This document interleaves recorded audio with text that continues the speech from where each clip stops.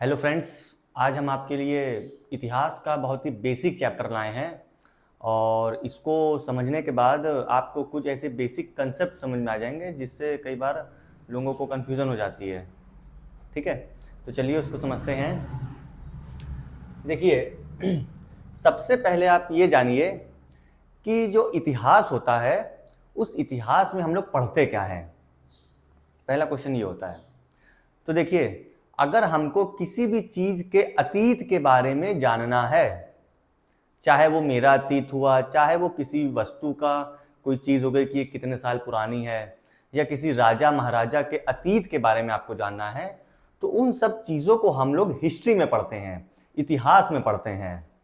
तो हम लोग ये कह सकते हैं कि इतिहास एक अतीत को जानने का एक माध्यम होता है। क्या होता है? एक अतीत को जानने का एक माध्यम होता है। और कोई सब्जेक्ट में आप नहीं पढ़ेंगे किसी भी चीज़ के अतीत के बारे में। तो हम लोग जिसकी भी चीज़ के अतीत के बारे में पढ़ते हैं, चाहे किसी राजा, चाहे कोई महल हो गया, या चाहे कोई भी चीज़ हो गई है, वो सारी चीज़ों को हम लोग केवल और केवल इतिहास में पढ़ते हैं। किसमें पढ़ते हैं? इतिहास में। और इसमें देखिए कुछ बेसिक चीज़ें।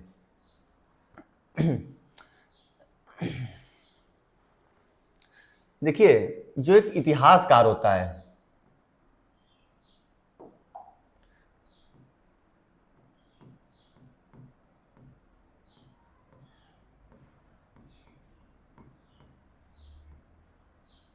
जो एक इतिहासकार होता है, हिस्टोरियन इसे बोलते हैं। इतिहासकार का क्या काम होता है कि जितनी भी, चाहे कोई वो किताब हो गई है या उसे कोई लिखी चीज़ मिल गई है, जैसे मान लीजिए कि कहीं खुदाई चल रही है और उसको कोई लिखी हुई कोई चीज़ मिल गई है, तो कोई लिखी हुई चीज़ हो गई, चाहे कोई वस्तु हो गई, चाहे कोई भी चीज़ हो गई है, उन चीज़ों से वो क्या करता है कि जानने की कोशिश करता है कि ये चीज़ कितनी पुरानी है, या इसका पुराने समय में क्या इसका अतीत रहा है, या किस राजा की ये चीज़ थी। इन सब चीज़ों के बारे में वो पता लगाता है। ये काम इतिहासकार का होता है। ठीक है, यहीं से एक आपका निकल के आता है पुरातत्ववेता। एक आपका क्या निकल के आता है? पुरातत्ववेता, आर्कियोलॉजिस्ट।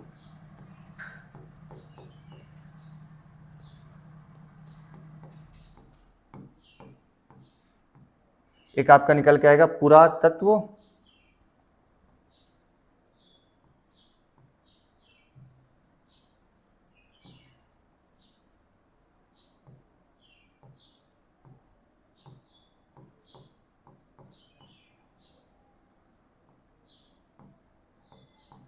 पुरातत्ववेता। देखिए, पुरातत्ववेता को इंग्लिश में कहते हैं आर्कियोलॉजिस्ट। अब इस पुरातत्ववेता का क्या काम होता है? तो देखिए, पुरातत्ववेता क्या करता है कि जितने भी ऑब्जेक्ट्स होते हैं जो भौतिक रूप से विराजमान होते हैं, चाहे वो कोई लकड़ी हो गई या कोई बर्तन हो गया, ठीक है ना, या उनको कोई भी चीज़ मिलती है जो भौतिक रूप से सामने रखी रहती है, उन चीज़ों का अध्ययन से ये लोग पता लगाते हैं। दोनों में थोड़ा सा डिफरेंस है। जो हिस्टोरियंस होते हैं वो सारी चीज़ों से पता लगाते हैं, चाहे कोई लिखित सामग्री हो गई है, चाहे पहले के टाइम में लोग तांबे के पन्नों में लिखा करते थे, उन सब चीज़ों हो गए, चाहे कोई भी इंस्ट्रूमेंट हो गया जो उनको मिलता था, उन सारी चीज़ों से इतिहासकार पता लगाते थे।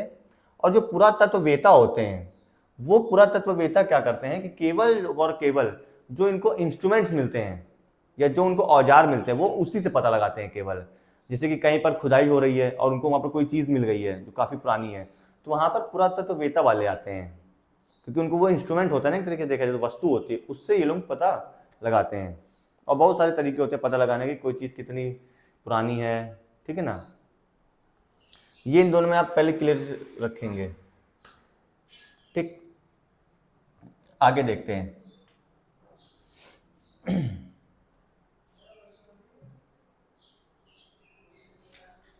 अब इसके बाद हम लोग समझते हैं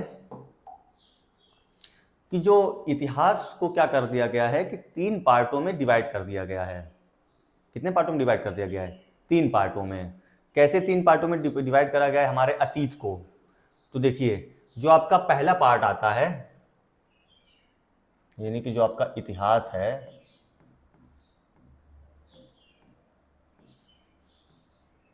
इसके 3 पार्ट बने हैं। पहला पार्ट का नाम था आपका प्राक ऐतिहासिक काल।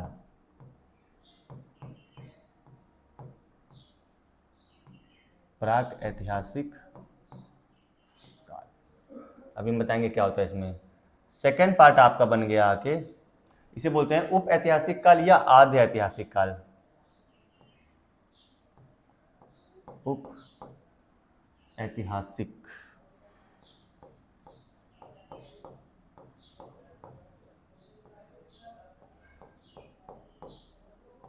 उप ऐतिहासिक काल। और थर्ड पार्ट आपका बन गया आके, ये केवल और केवल होता है ऐतिहासिक काल का।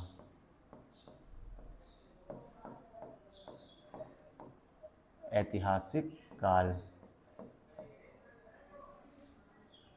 ये हमारे जो अतीत था उसको 3 पार्टों में बांट दिया गया है, प्राक ऐतिहासिक काल, उप ऐतिहासिक काल और ऐतिहासिक काल।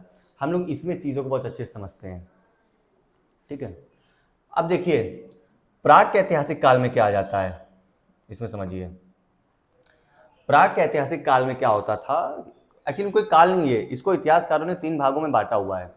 इसमें क्या हुआ करता था कि जितनी भी हम लोग को ऑब्जेक्ट्स मिलते थे, क्या मिलते थे हम लोग को, ऑब्जेक्ट्स, जैसे कि कोई बर्तन हो गया, या कोई उस टाइम पे कोई कुल्हाड़ी हो गई मारने के लिए, या फिर कोई पत्थर का कोई भी चीज़ औजार हो जाता था, तो उन सब चीज़ों से इतिहासकार लोग जो पता लगाते थे या हिस्टोरियंस जो पता लगाते थे, वो समय कहलाया था आपका प्राक ऐतिहासिक काल। वो समय क्या कहलाया था आपका, प्राक ऐतिहासिक काल। और बहुत से सिक्कों से भी पता चल जाया करता था किसी के राजा के समय के बारे में, क्योंकि पहले के टाइम में जो सिक्के होते थे उसमें राजा की फोटो लगी रहा करती थी, तो उस राजा के समय के बारे में पता चल जाया करता था। अगर आज के टाइम में कोई सिक्का मिलता है तो इसमें सिक्के भी आपके लिए, कॉइन्स भी काम कर जाते हैं। केवल इसमें आपको ऑब्जेक्ट्स मिलेंगे, जैसे इसमें एग्जांपल तौर पर अगर हम लगा दें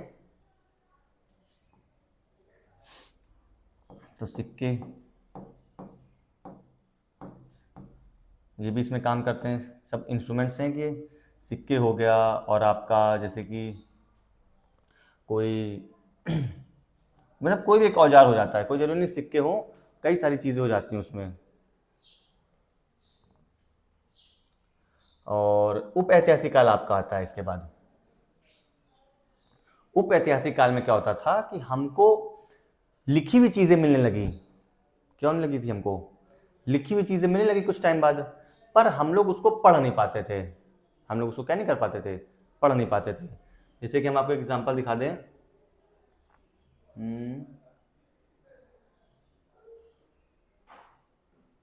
जिसमें भी आपको दिखाएं, जैसे ये देखिए,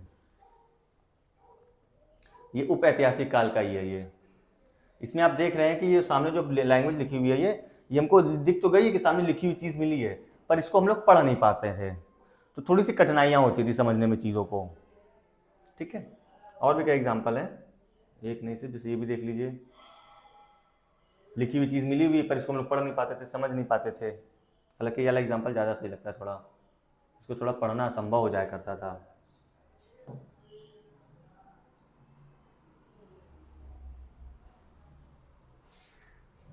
फिर हमारे बाद टाइम बाद आया ऐतिहासिक काल। ऐतिहासिक काल मतलब कुछ समय बाद का जो समय आया जिसमें हम लोग को लिखी हुई चीज़ें भी मिलने लगी और हम लोग उसको पढ़ने भी लगे, दोनों काम करने लगे। और ये हम लोग के लिए काफ़ी आसान हो गया था कि इसमें हम लोग को क्या हो गया था कि पहली चीज़ की लिखी हुई चीज़ें मिली, दूसरा ये हो गया था कि हम लोग इसको पढ़ने भी लगे थे, समझ गए थे लैंग्वेज को, तो ये हम लोग के लिए काफ़ी फायदेमंद हो गया। इसे कहा गया ऐतिहासिक काल, और लोग यहीं से पूरी चीज़ें पढ़ने लग जाते हैं फिर एकदम। इन दोनों चीज़ों में थोड़ी दिक्कत होती है भाई, पहली चीज़ में केवल हमको क्या कहते हैं वो ऑब्जेक्ट्स मिलते थे, तो उससे पता लगाना थोड़ा सा मुश्किल हो जाया करता था। फिर जब थोड़ा सा और आगे हम लोग आते कुछ समय बाद, तो जो उप ऐतिहासिक काल आया उसमें क्या हो गया था, हम लोग को चीज़ें मिली तो, लेकिन हम लोग उसको पढ़ नहीं पाए। और थर्ड स्टेज जब आया ऐतिहासिक काल का, ये थोड़ी हम लोग के लिए फायदेमंद हो गया, क्योंकि इसमें हम लोग को चीज़ें लिखी हुई भी मिली और हम लोग उसको क्या करने लगे थे, पढ़ के समझने भी लगे थे। ये हम लोग के लिए थोड़ा फायदेमंद हो गया। जैसे आप ऐतिहासिक काल में ले लीजिए, रामायण ले लीजिए, महाभारत ले लीजिए, या कोई वेद ले लीजिए आप, तो उससे हम लोग को इतिहास के बारे में पता चलता था और साथ ही साथ हम लोग उसको पढ़ भी लिया करते थे। तो काफ़ी ज़्यादा अच्छा माध्यम हो गया था जानने के लिए ये। भाई जैसे अगर आप रामायण पढ़ रहे हैं तो आप क्या कर रहे हैं, राजा महाराजा के बारे में पढ़ रहे हैं उस टाइम के, तो इतिहास के बारे में तो आप समझ ही रहे हैं ना, और उस चीज़ को हम लोग पढ़ भी ले रहे थे और हमारे सामने लिखित चीज़ भी थी सामने एकदम। ठीक है, ये 3 पार्ट में इसको बांटा गया, इसको आप ध्यान रखेंगे। इसमें केवल आपका आता है वो ऑब्जेक्ट्स आ जाया करते थे, क्या आ जाया करते थे उसमें, इसमें ऑब्जेक्ट्स की बात होती थी, इसमें लिखी हुई चीजें होती थी पर उसको पढ़ नहीं पाते थे। और थर्ड आपका आता है ऐतिहासिक काल में लिखी हुई चीजें भी रहती थी और हम लोग उसको क्या करने लगे, पढ़ने भी लगे थे, समझ गए थे पढ़ के, संस्कृत में लिखा रहा करता था। ठीक, आगे हम लोग बढ़ते हैं। तो ये ऐसी कुछ कहानियां थी कि 3 कालखंड में बांटा गया इसको। अब जब हम लोग थोड़ा सा और आगे बढ़ते हैं तो अब ये देखिए कि जैसे आज के टाइम में क्या है कि हम लोगों के पास लिखने के लिए कॉपी होती थी और हम लोग उसमें लिखा करते थे, लेकिन पहले ऐसा नहीं था। पहले क्या होता था, पहले जो था आपके लिए लोग कई पेजेस के अलावा और बाकी सब चीज़ों में लिखा करते थे, जैसे कि तांबे के पन्नों में लिखा करते थे।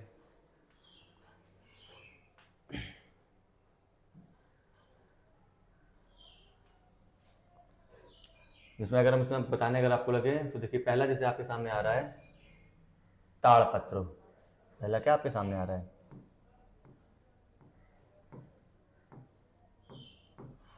ताड़पत्र। ताड़पत्र में क्या होता था कि एक ताड़ का एक पेड़ होता है, ये क्या होता है कि ये ताड़ का जो पेड़ होता है, इसी पेड़ से जो होता है, जो उसकी पत्तियां होती थी उसको सुखाकर तो ये कुछ ब्राउन कलर की हो जाया करती थी, तो उस पर लिखा जाता था। तो देखिए कुछ इस टाइप का लगता है इसका देखने में, देख रहे हैं आप, कुछ इस टाइप का लगने लग जाता था। ये ताड़पत्र है, ये ताड़पत्र है, और ये जो निकलता है ये चीज़, ये पत्ता जो होता है वो इस पेड़ से निकलता है, ताड़ के पेड़ से सुखा कर इसमें लिखा जाया करता था। ये पुराने टाइम में लोग लिखते थे इसमें, क्योंकि कोई कॉपीज़ नहीं थी ना उस टाइम में। आज के टाइम में ऐसा कॉपीज़ हैं। फिर अगर आप आएंगे थोड़ा तो भोजपत्र आपको मिलता है। क्या मिलता है आपको, भोजपत्र। देखिए ये एक पेड़ होता है, इस पेड़ की जो ये छाल होती है, इस छाल को निकाल कर उसमें लिखा जाया करता था। तो कुछ देखिए इस टाइप का यहाँ बना हुआ है, लिखने के लिए बना हुआ इस टाइप का ये। और आज भी अगर आप देखेंगे कहीं आपको बहुत पुरानी कोई चीज़ मिलेगी ना, तो वो आपको देखिए कुछ इसी डायग्राम में मिलती हुई किताबें एकदम ब्राउन रहती हैं, जो बहुत पुरानी होती हैं, उनकी हम बात कर रहे हैं।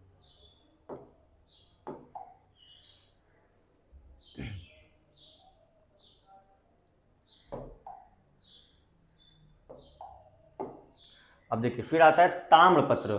इसको आप लोगों ने काफी अच्छे से देखा होगा, ताम्रपत्र को। ताम्रपत्र में क्या होता है, तांबे की प्लेट होती थी इसमें। किसकी प्लेट हुआ करती थी, तांबे की, और उसमें लिखा जाता था चीज़ों को। आप देख सकते हैं यहाँ पर नहीं लिखा जा रहा है चीज़ों को। और ये चीज़ें आज भी लोगों के घरों में, मंदिरों में लगाई जाती हैं, उसमें संस्कृत में चीज़ें लिखी रहती हैं या कोई भगवान की फ़ोटो छपी रहती है। तो ये आज के टाइम में भी ये देखा जाता है कई बार। फिर जब आते हैं स्तंभ लेख, देखिए स्तंभ लेख में क्या होता था कि खंभों पर, जैसे बड़े बड़े जो खंभे होते तो उस पर लिखा जाया करता था। देखा है, पत्थर के खंभों पर खुदाई करके लेखन किया जाता था। मतलब कि पत्थर के जो खंभे होते थे, जो खंभा यहाँ पर बना हुआ है, ये खंभा प्रॉपर पत्थर का है, तो इस पर लिखा जाया करता था। वहाँ उस टाइम के जो राजा होते थे वो लोग चीज़ों को लिखा करते थे। ठीक है, अगला आपका आता है शिलालेख करके आता है। शिलालेख में क्या होता था कि बड़ी चट्टानों और गुफाओं पर लेखन किया जाता था। मतलब जो बड़ी बड़ी चट्टानें होती थी, जो गुफाएं होती थी, उस पर लिखा जाया करता था। कोई बहुत बड़ी चट्टान हो गई है या कोई बहुत बड़ी गुफा हो गई है, तो आप लोग उस टाइम के लोग उसमें लिखा करते थे। जैसे यहाँ पर भी एक एग्जाम्पल देख लीजिए आप, ये कुछ बना हुआ है, पत्थर का एक है ये पूरी चट्टान, उस पर लिखा हुआ है चीज़। ये सब पुराने टाइम के लोग इसी चीज़ों पे लिखा करते थे। कई सारी चीज़ें हैं, केवल एक कोई चीज़ नहीं है।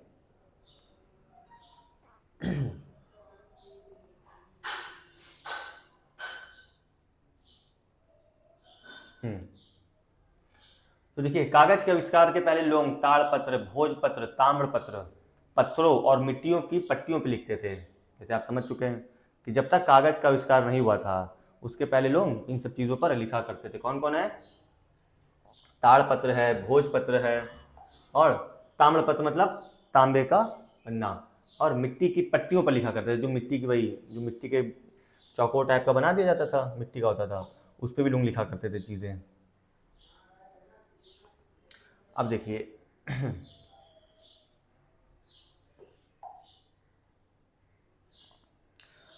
अब देखिए जो हम लोग के पास क्या क्या चीज़ें थी जिससे हम लोग को इतिहास के बारे में पता करते थे, पूरी डिटेल में चीज़ें सारी ये हैं कि कौन कौन सी ऐसी चीज़ें थी जिससे हम लोग को इतिहास के बारे में पता चलने लगा धीरे धीरे।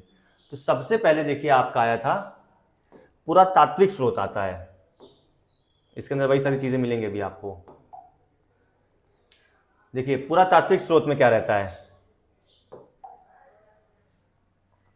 पुरातात्विक स्रोत के अंदर यानी आर्कियोलॉजिकल के अंदर सबसे पहले आप अभिलेख को देखेंगे। किसको देखेंगे आप? अभिलेख को।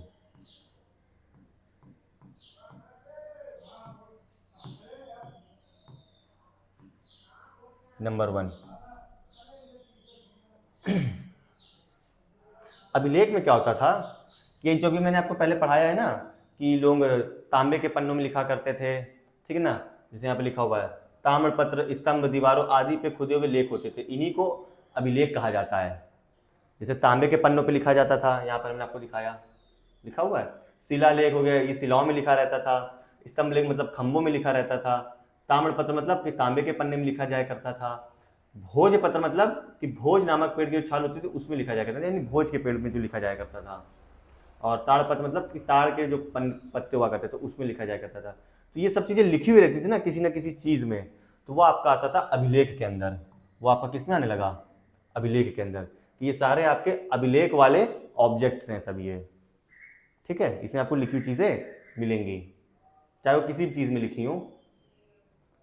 तो इस अभिलेख से हमको पता चलने लगा इतिहास के बारे में। भाई पुरानी चीज़ों में लोग लिखते थे, इसमें आज के समय जब लोग पढ़ते हैं तो जानते हैं इतिहास के बारे में कि अच्छा ऐसी चीज़ें हुआ करती थी, तो वो अभिलेख के अंदर आने लगा। चाहे वो किसी व्यक्ति ने किसी भी चीज़ में क्यों ना लिखा हो उस टाइम में, चाहे वो ताम्रपत्र में लिखा हो, चाहे वो ताड़पत्र में लिखा हो, चाहे किसी में भी लिखा हो, सब किस में आ जाया करता था? वो अभिलेख के अंदर लिखी हुई चीज़ों में।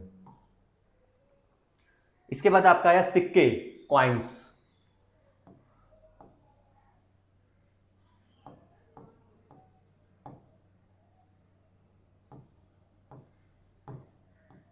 और ये सब जो हम पढ़ा रहे हैं ये आपका किसके अंदर चल रहा है? ये आपका चल रहा है पुरातात्विक स्रोत के अंदर चल रहा है। पुरातात्विक स्रोत, पुरातात्विक स्रोत, पुरातात्विक स्रोत के अंदर आपका चल रहा है ये, ठीक है। ये सब इसी के अंदर की बात चल रही है अभी। सिक्के, सिक्कों से भी हम लोग पता लगाया जा सकता था, क्योंकि होता क्या था कि जो सिक्के हुआ करते थे पहले के टाइम में, तो उस टाइम के राजा भी अपनी फोटो उसमें छपवा दिया करते थे, और या उस राजा को कोई भी चीज़ अगर जैसे उसका कोई अच्छा गेम है तो वो साथ साथ अपनी फोटो उस गेम के साथ भी लगवा दिया करता था। जैसे कोई एक राजा है मान लीजिए, और उसको घोड़सवारी करना बहुत अच्छे से आता है, तो वो क्या करता था कि उसके टाइम में जो सिक्के चलते थे उसमें वो वैसे ही फोटो लगवा दिया करता था अपनी, कि उसमें घोड़ा बना हुआ है और उसमें खुद की फ़ोटो भी लगवा दिया करता था। जिससे क्या होता था कि आगे चल के जब लोग उस सिक्कों को देखते थे तो ये पता चलता था, यानी इस टाइम पे जो राजा है उसको घोड़सवारी करना काफ़ी अच्छे से पसंद है। और दूसरी चीज़ ये कि अगर सिक्के से ये भी पता चलता था कि उस टाइम का जो शासन था वो कैसा हुआ करता था। मतलब अगर सिक्का सोने का है तो इसका मतलब होता था कि उस टाइम के जो राजा थे, जिस टाइम का वो सिक्का सोने का है, काफ़ी धनवान राजा थे, वहाँ की प्रजा काफ़ी धनवान थी।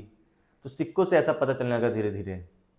अगर तांबे का है तो कह सकते हैं कि थोड़ा सा वहाँ के कम लोग धनवान थे, वहाँ का राजा कम धनवान था, तो सिक्के की क्वालिटी से पता चलने लगा था, ठीक है। थर्ड आता है इसमें, सिक्के हो गए, मूर्तियाँ। थर्ड क्या जाता है आपका इसमें? मूर्तियाँ। मूर्तियों से भी पता चलने लगा था। और क्या था इसमें? मूर्तियाँ आ जाता है, फिर आपका आ जाता है सारनाथ स्तूप,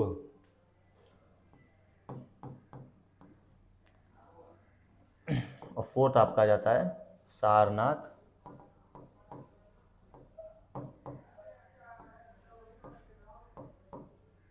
सारनाथ क्या जाता है, स्तूप।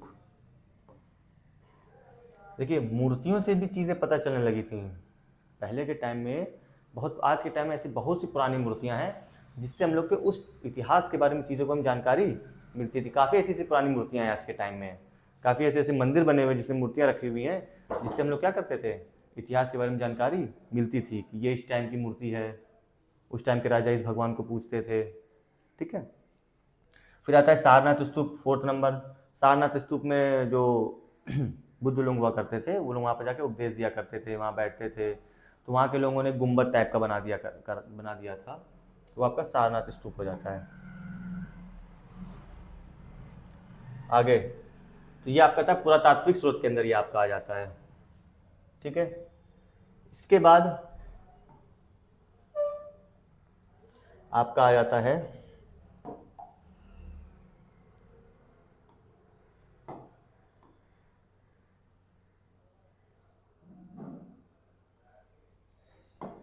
ठीक है। और इसके बाद जब हम लोग आते हैं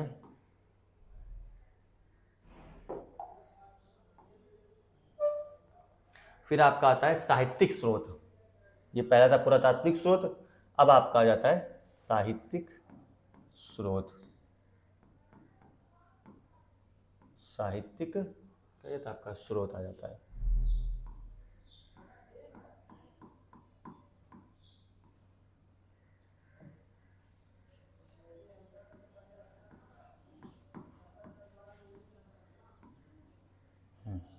साहित्यिक स्रोत में क्या आता है आपका, जैसे वेद। वेद आपका एक साहित्यिक स्रोत होता है, यहां पर आपको लिखी हुई चीजें मिलेंगी।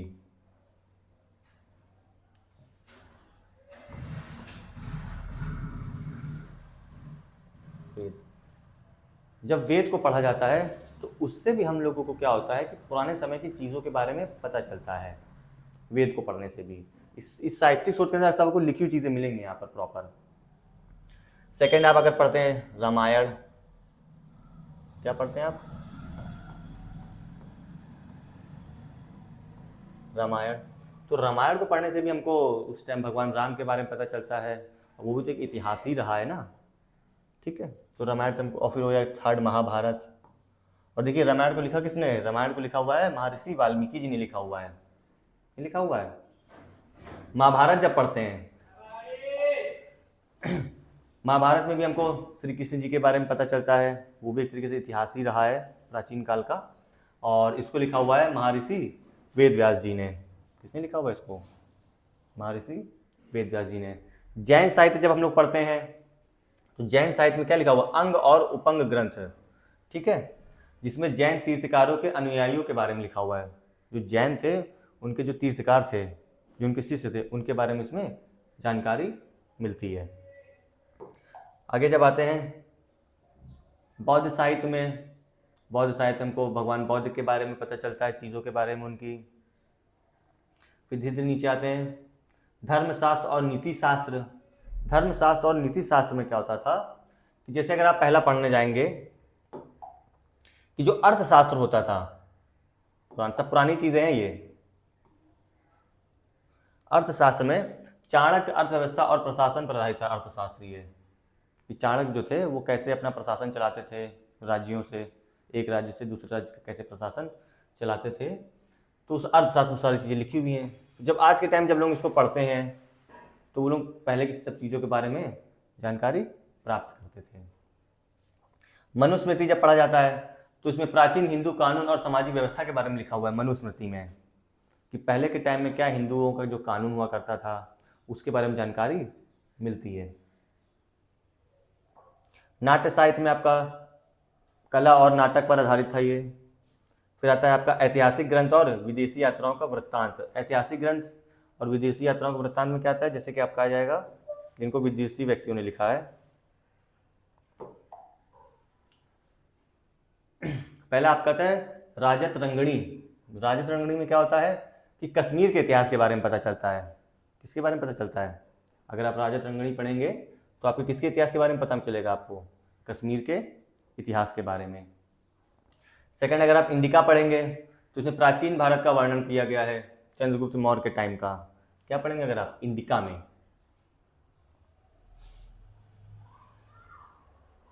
और ऐसे ही करते करते आपका तबकात ए नासरी, ये भी किताब है, इसे मिनाज उल सिराज ने लिखा हुआ है। दिल्ली सल्तनत के इतिहास के बारे में पता चलता है हमको इससे। ठीक। अलबरूनी की यात्रा विवरण, ये भी किताब का नाम है, इसे किताब उल हिंद। ठीक है। मार्को पोलो, भारत और एशिया की यात्रा का वर्णन किया है अपनी किताब में।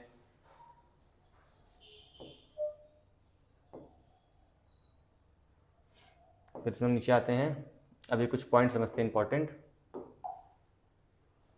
जिसे लिखा हुआ है कि महाभारत विश्व का सबसे बड़ा महाकाव्य है। ये इंपॉर्टेंट पॉइंट है इसी टॉपिक का, कि जो महाभारत होता है वो विश्व का क्या है, सबसे बड़ा महाकाव्य है। दूसरा इसमें इंपॉर्टेंट पॉइंट है, लंदन स्थित ब्रिटिश म्यूजियम विश्व का सबसे बड़ा संग्रहालय है। इस पे थोड़ा सा विवाद चल रहा है कि जो लंदन में स्थित जो ब्रिटिश म्यूजियम है वो विश्व का सबसे बड़ा संग्रहालय है, हालांकि अभी तो किताब में लिखा हुआ है। फिर आता है इसमें, अलेक्जेंडर किंधम कनिधम को भारतीय पुरातत्व विभाग का जन्मदाता माना जाता है। किसको माना जाता है? अलेक्जेंडर को। अगर पूछा जाए आपसे कि भारतीय पुरातत्व विभाग का जन्मदाता किसे माना जाता है, तो आप लोग क्या लगा देंगे? अलेक्जेंडर को लगा देंगे आप। ठीक है। तो ये कुछ बेसिक इन्फॉर्मेशन थी केवल, और आगे इसके बाद आपको चैप्टर सब सीक्वेंस मिलेंगे आपको। जैसे अभी इसके बाद हम आपको पढ़ाएंगे पाषाण काल के बारे में, पढ़ाएंगे स्टोन एज के बारे में। वो एक्चुअली में प्रॉपर चैप्टर हैं, चैप्टर 1, 2, 3। ये केवल बेसिक इन्फॉर्मेशन थी कि कैसे क्या चीज़ें होती हैं इतिहास को समझने के लिए।